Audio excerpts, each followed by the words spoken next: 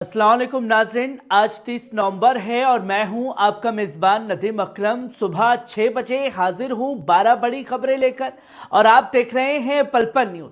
आज के शो में गजा से लेकर अलेप्पो, बगदाद से लेकर तेहरान तक की ऐसी खबरें हैं जो आपके लिए जरूरी है। हम बात करेंगे गजा पट्टी पर जारी इजरायली बमबारी की, जिसे यूएन रॉ ने दूसरी आलमी जंग के बाद का सबसे भयानक कत्लेआम करार दिया है। साथ ही जानेंगे हमास की अपील पर दुनिया भर में होने वाले एहतजाज की और मजहमत की आवाजें क्या रंग लाती हैं। इसके अलावा लेबनान इजराइल जंग पर मैंक्रा की सख्त अपील और सीज फायर की हकीकत को समझेंगे। वहीं हिजबुल्लाह की तरफ से इजराइल को दी गई शिकस्त के पहलुओं पर भी नजर डालेंगे।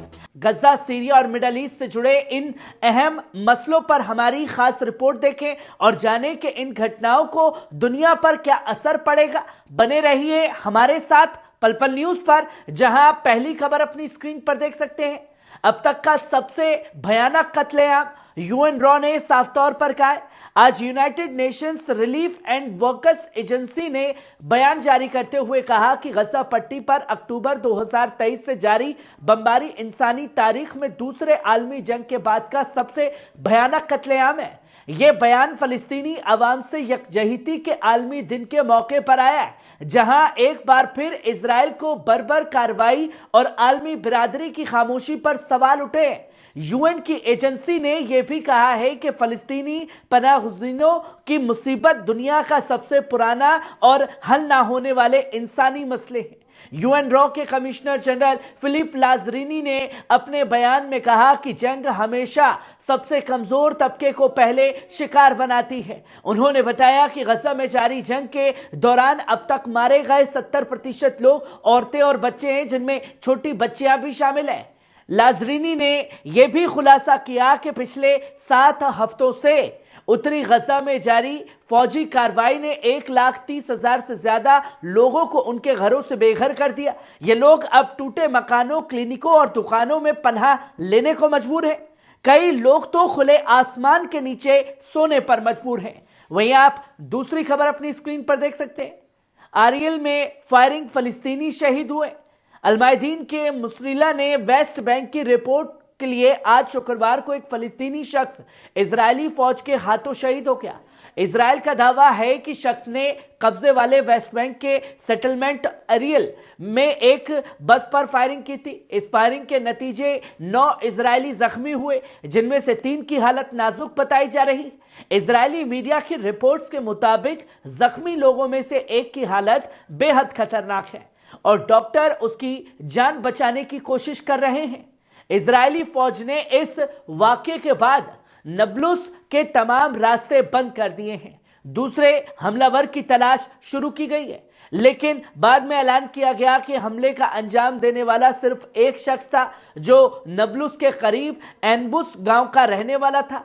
इस हमले ने वेस्ट बैंक में पहले से ही तनावपूर्ण हालत को और संगीन बना दिया है। इस तरह के वाकयात से इलाके में अमन और इंसाफ की उम्मीदें लगातार कमजोर हो रही हैं। वहीं आप तीसरी खबर अपनी स्क्रीन पर देख सकते हैं। फ्रांस के राष्ट्रपति मैक्रों ने लेबनान इजरायली जंग को रोकने की अपील की है। फ्रांस के राष्ट्रपति इमैनुअल मैक्रों ने आज शुक्रवार को लेबनान और इजराइल के बीच जारी सीज फायर पर सख्ती से ऐलान करने की अपील की। पैलेस रिपोर्ट के मुताबिक मैक्रों ने सीज फायर उल्लंघन को तुरंत रोकने की मांग की और इसे सख्त लहजे के नाकाबिले बर्दाश्त करार दिया है। कल गुरुवार को मैक्रों ने लेबनान के कार्यवाहक प्रधानमंत्री नजीब मिकाती और स्पीकर नबी बेरी से फोन पर बातचीत की थी। उन्होंने सभी पक्षों से आग्रह किया कि वो इस सीज फायर को पूरी तरह लागू करने में सहयोग करें। मैक्रों ने इस बात पर भी जोर दिया कि सीज फायर का उल्लंघन करने वाले किसी भी कदम को फौरन रोकना होगा। लेबनानी आर्मी ने पुष्टि की है कि इजराइल ने सीज फायर के कई बार उल्लंघन किए, जिनमें हवाई हमले और लेबनानी सरजमीन को निशाना बनाना शामिल है। बावजूद इसके इन हमलों और धमकियों के बीच दक्षिण लेबनान के लोग अपने गांवों और की ओर वापस लौट रहे हैं। वहीं आप चौथी खबर अपनी स्क्रीन पर देख सकते हैं। इजरायली अखबार ने माना हिजबुल्लाह नहीं हुआ शिकस्त। इजरायली अखबार येदियोत एहरोनोत ने सीज फायर के बाद एक रिपोर्ट में खुलासा किया कि लेबनान के साथ हुआ युद्ध विराम दरअसल संयुक्त राष्ट्र के प्रस्ताव 1701 का विस्तार है, जिसे अमेरिका की सरपरस्ती में लागू किया गया है। अखबार ने उन इजरायलियों की आलोचना की जो इस समझौते को लेकर मायूस है। रिपोर्ट में साफ कहा गया है कि हिजबुल्लाह को शिकस्त नहीं मिली और ना ही वे शिकस्त के करीब था। हालांकि उसे गंभीर नुकसान पहुंचा है, लेकिन उसे अपनी लड़ाई जारी रखी। अखबार ने लिखा कि इजराइल की फौजी ताकत देखने के बावजूद कई इजरायली ये समझने में नाकाम हैं कि क्यों इजराइल लेबनान में हिजबुल्लाह को निहत्था करने या सुरक्षा बेल्ट बनाने में सफल नहीं हो पाया। रिपोर्ट में कहा गया है कि जो भी लेबनान के हालात को समझता है वह जानता है कि ऐसी चीजें टैंकों, मिसाइलों या यहां तक कि इमारतों को उड़ाने से भी हासिल नहीं की जा सकती। दोस्तों, जंग के बीच में मैंने शुरुआत में ही कहा था कि अगर जिस तरीके से बमबारी गजा और बेरूत में हो रही है, खुदा ना खास्ता ऐसी बमबारी तेल अवीव और हाइफा में होना शुरू हो गई तो 2 दिन नहीं लगेंगे इजराइल को जंग रोकने में, और हिजबुल्लाह ने वो करके दिखाया है। दोस्तों, वहीं आप 5वीं खबर अपनी स्क्रीन पर देख सकते हैं। सीरियन आर्मी ने शुक्रवार को अलेप्पो और इदलिब के ग्रामीण इलाकों में आतंकवादी गुटों द्वारा की गई घुसपैठ के बाद अहम पोजीशंस पर दोबारा कब्जा कर लिया है। ये हमले बुधवार सुबह से शुरू हुए थे, जिनका सीरियन आर्मी ने मजबूती से जवाब दिया। सीरियन आर्मी ने बयान में कहा कि उन्होंने मोर्चे पर अपने जवानों और हथियारों की तादाद बढ़ाई है ताकि आतंकियों के किसी भी मंसूबे को नाकाम किया जा सके। सीरियन आर्मी ने जंग के दौरान आतंकवादी गुटों को भारी नुकसान पहुंचाया है। सैकड़ों आतंकवादी मारे गए या जख्मी हुए हैं और दर्जनों हथियारबंद गाड़ियां और बख्तरबंद वाहन तबाह कर दिए गए हैं। इसके अलावा सेना ने 17 ड्रोनों को भी मार गिराया है। वहीं आप 6ठी खबर अपनी स्क्रीन पर देख सकते हैं। अमेरिकी दस्तावेज में यूक्रेन से हथियार वापस लेने की पेशकश। अमेरिका के पूर्व जनरल और यूक्रेन के लिए विशेष दूत कौत किलोग ने एक दस्तावेज तैयार किए जिनमें यूक्रेन और रूस के बीच जंग खत्म करने के लिए नई सिफारिशें पेश की गई हैं। गार्जियन के मुताबिक इस दस्तावेज में सुझाव दिया गया है कि अगर यूक्रेन शांति वार्ता के लिए तैयार नहीं होता तो उसके हथियार वापस लिए जाएं। वहीं अगर रूस ऐसा नहीं करता है तो यूक्रेन को और ज्यादा हथियार दिए जाए। मतलब चित भी अमेरिका की, पट भी अमेरिका की। यूक्रेन अगर नहीं मानता है तो उसे और हथियार देंगे और अगर रूस नहीं मानता है तो उसके हथियार वापस ले लिए जाएंगे। अब सोचिए कि रूस अपने आप में इतना बलवान हो चुका है कि 2.5-3 साल से जो रूस यूक्रेन की जंग चल रही है उसमें ना सिर्फ अमेरिका बल्कि नाटो के तमाम देश शामिल हैं और वो मांग कर रहे हैं कि रूस के हथियार लिए जाएंगे। तो सोचिए किस तरीके से वर्ल्ड वॉर 3 की तरफ पूरी दुनिया को धकेलने का काम जो है अमेरिका द्वारा जारी है। वहीं आप 7वीं खबर अपनी स्क्रीन पर देख सकते हैं। गजा में झड़पें तेज हैं, इजरायली जंगी गाड़ी पर हमला। एक इजरायली मीडिया रिपोर्ट्स के मुताबिक गजा के उत्तर में एक गंभीर सुरक्षा घटना पेश आई है। रिपोर्ट में कहा गया है कि फलस्तीनी मज़ाहमत ने इजरायली मिलिट्री गाड़ी D9 को एंटी टैंक मिसाइल से निशाना बनाया है। इस हमले में एक इजरायली फौजी हलाक हो गया है जबकि कई अन्य गंभीर रूप से घायल हुए हैं। दोस्तों, इतने बड़े बुलडोजर को उड़ाया जाता है या किसी चीज को निशाना बनाया जाता है, मार्कवा टैंक को, तो हर बार यही कहा जाता है इजराइल की तरफ से कि साहब एक ही मारा गया है, पर तस्वीर कुछ और बयां करती है। वहीं कताइब अल कसाम के साथ मिलकर जबलिया के पूर्वी हिस्से में भी इजरायली फौज की सप्लाई लाइनों पर मोर्टार से हमले किए गए। सराया के जंगजुओं ने हमले के दौरान अपने मोटर से इजरायली फौज के ठिकानों और घुसपैठ कर चुकी गाड़ियों पर निशाना साधा।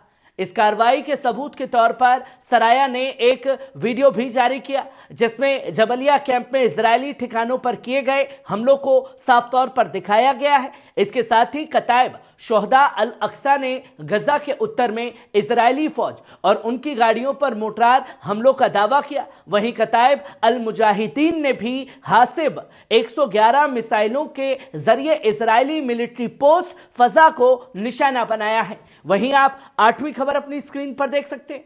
इराक के प्रधानमंत्री मोहम्मद शिया सुदानी की सरकार में संभावित वजारती तब्दीली। बगदाद इराक के प्रधानमंत्री मोहम्मद शिया सुदानी ने हाल के दिनों में अपनी सरकार में वजारती तब्दीली की संभावना जताई है। यह कदम उनकी सरकार के प्रदर्शन के जायजे और बेहतरी की इरादों का हिस्सा बताया गया है। 29 अक्टूबर को वजारती काउंसिल की मीटिंग में सुदानी ने सरकार के गठन के 2 साल पूरे होने पर वजारती तब्दीली का ऐलान किया। उनका कहना है कि यह तब्दीली किसी सियासी मकसद से नहीं बल्कि अवाम की तवक्को और मरहले की जरूरतों को पूरा करने के लिए की जा रही है।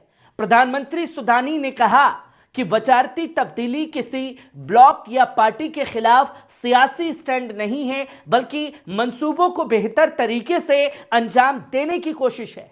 उन्होंने कहा कि उनकी हुकूमत ने 62% कामयाबी हासिल की है। कुछ अहम और पेचीदा मसलों में भी तरक्की हुई है, लेकिन कुछ मामलात में ताखीर भी हुई है जिसको सुलझाने की कोशिशें हैं। वहीं आप 9वीं खबर देख सकते हैं। हिजबुल्लाह के deputy secretary general Saeed Nasir Qasim ने हाल ही में बयान दिया है कि गजा का साथ देने और मज़ाहमत के जरिए इजराइल को उसकी सीमाओं पर रोकने में हिजबुल्लाह ने बड़ी कामयाबी हासिल की है। उन्होंने कहा कि यह जीत 2006 की जंग से भी बड़ी है। कासिम ने कहा कि हमने बार बार कहा कि हम जंग नहीं चाहते, लेकिन गजा का साथ देना हमारी जिम्मेदारी है। अगर इजराइल ने जंग थोपी तो हम पूरी तरह तैयार हैं। उन्होंने बताया कि इजराइल का हमला बेहद खतरनाक था और शुरुआती 10 दिनों तक इससे परेशानी हुई, लेकिन पार्टी ने जल्द ही अपने कमांड और कंट्रोल सिस्टम को फिर से मजबूत किया और दुश्मन की सीमाओं पर उसे करारा जवाब दिया। उन्होंने दावा किया कि हिजबुल्लाह ने इजराइल की घरेलू सुरक्षा को निशाना बनाया है, जिससे सैकड़ों हजार लोग उत्तरी इजराइल से पलायन करने पर मजबूर हुए। इस मजम्मत ने इजराइल की सरकार और अवाम को मायूसी और बेबसी के आलम में धकेल दिया है। कासिम ने कहा कि हमने इस लड़ाई को अपनी ताकत और दबदबे की स्थिति से खत्म किया है। यह जंग 2006 से भी बड़ी कामयाबी है। 61% इजरायलियों ने खुद माना है कि उन्होंने इस जंग में जीत हासिल नहीं की है। उन्होंने साफ किया कि सीज फायर कोई समझौता नहीं है, बल्कि यह यूएन के प्रस्ताव 1701 से जुड़े हुए चीज का हिस्सा है। हिजबुल्लाह और लेबनानी आर्मी के बीच तालमेल इस समझौते को लागू करने में अहम भूमिका निभाएगा। यह बयान इस बात को साबित करता है कि मज़ाहमत की ताकत ने न सिर्फ इजराइल को सियासी और फौजी मोर्चों पर शिकस्त दी है, बल्कि यह मज़ाहमत के हौसले और इरादों की एक नई मिसाल भी है। वहीं आप 10वीं खबर अपनी स्क्रीन पर देख सकते हैं। अर्दोगान ने गजा पर इजरायली जुल्म के खिलाफ मुस्लिम ममालिक को एकजुट होने की अपील की है। जंग के 1 साल हो चुके हैं और एर्दोगन का ये जो ढोंग है वो खत्म होने का नाम नहीं ले रहा दोस्तों। पर यह जानना जरूरी है कि क्या कुछ एर्दोगन ने कहा है। अल जजीरा के मुताबिक एर्दोगन ने कहा कि तुर्की इस्लामी दुनिया को एकजुट कदम उठाने के लिए अपनी कोशिशें जारी रखे हुए है। एर्दोगन ने यह भी कहा कि उनकी हुकूमत गजा और लेबनान के लोगों की मदद करने के लिए प्रतिबद्ध है। उन्होंने जोर देकर के कहा कि तुर्की ने हमेशा फलस्तीनी अवाम के लिए सबसे ज्यादा मदद पहुंचाई है। रॉयटर्स की रिपोर्ट के मुताबिक तुर्की ने गजा पर जायोनी हुकूमत के हमलों की सख्त मजम्मत की। इसके साथ ही तुर्की ने हमास के साथ गजा में सीज फायर के संभावित रास्तों पर भी चर्चा की। उन्होंने बातचीत आगे बढ़ाने के लिए सिफारिशें भी दी हैं। वहीं आप 11वीं खबर अपनी स्क्रीन पर देख सकते हैं। ईरान फौज की नई ताकत डेस्ट्रॉयर मिसाइल का सबरमीन बनाने में खुद मुख्तारी हासिल की है। ईरान की फौज के deputy coordinator rear admiral Habibullah Sayyari ने ऐलान किया है कि इस्लामिक रिपब्लिक ऑफ ईरान अब अपनी ताकत से डेस्ट्रॉयर, गाइडेड मिसाइल, डेस्ट्रॉयर और सबरमीन बनाने में सलाहियत रखता है। इन सभी में देशी हथियार और स्मार्ट गोला बारूद इस्तेमाल किए जाते हैं। मशहद ने जुमा की नमाज के बाद दौरान खुतबा देते हुए रियर एडमिरल सैयारी ने कहा कि ईरानी नौसेना के तमाम साजो सामान मुल्क के अंदर बनाए गए हैं। उन्होंने कहा कि ईरान ने नेवी इक्विपमेंट, मैन्युफैक्चरिंग और टेक्नोलॉजी के लिहाज से एक नई मिसाइल कायम की है। उन्होंने जोर देकर के कहा कि ईरान को अपनी नौसैनिक सरगर्मियों को मुकम्मल सलामती के साथ अंजाम देने की कुव्वत हासिल कर ली है। मुकामी और अंदरूनी वसाइल की मदद से ईरान ने समंदर, जमीन, फजा और तमाम हुदूद में सिक्योरिटी का शानदार निजाम कायम किया है। रियल एडमिरल सैयारी ने बताया कि ईरान ने 6000 से ज्यादा जहाजों को पायरेसी से महफूज किया है। इसके अलावा उन्होंने कहा है कि ईरान की मरीन डिप्लोमेसी इस वक्त अपने बेहतरीन मरहले पर है। वहीं आप 12वीं और आखिरी खबर देख सकते हैं। हमास ने अवाम से यकजहती के आलमी दिन पर किया जुर्म के खिलाफ एहतजाज करने का ऐलान। फलस्तीनी इस्लामिक मजहमत तहरीक हमास ने आलमी बिरादरी से अपील की थी कि वे फलस्तीनी अवाम से यकजहती के आलमी दिन के मौके पर गजा पट्टी में इजरायली जुल्म और नरसंहार को रोकने के लिए अपने मुल्कों की राजधानियों में एहतजाज करें। और हमास ने अपने बयान में कहा कि लोग शुक्रवार, शनिवार और इतवार को सड़कों पर उतरकर ज़ायोनी हुकूमत के जुर्मों के खिलाफ आवाज बुलंद करें। बयान में गजा के अवाम के साथ यकजहती और मजम्मत के खिलाफ किए गए तमाम कोशिशें और सपोर्ट का शुक्रिया अदा भी किया। हमास ने कहा कि हम आलमी सतह पर अवाम से दरख्वास्त करते हैं कि गजा पट्टी के लोगों के साथ यकजहती के लिए पॉपुलर मूवमेंट और इज्तिमाई सरगर्मियां तेज करें। यह सिलसिला तब तक जारी रहना चाहिए जब तक ज़ायोनी हुकूमत की ज़रायत और नरसंहार खत्म ना हो। हमास ने इस मौके पर इंसानी हुकूक के हिमायती और दुनिया भर के इंसाफ पसंद लोगों से अपील की कि वे फलस्तीनी अवाम के लिए अपनी आवाज बुलंद करें और गजा पट्टी में जारी जुल्म के खिलाफ मजबूत पैगाम को दुनिया के सामने रखें। दोस्तों, ये थी आज की 12 बड़ी खबरें। कैसी लगी कमेंट बॉक्स में आकर के अपनी राय जरूर दीजिएगा। शुक्रिया।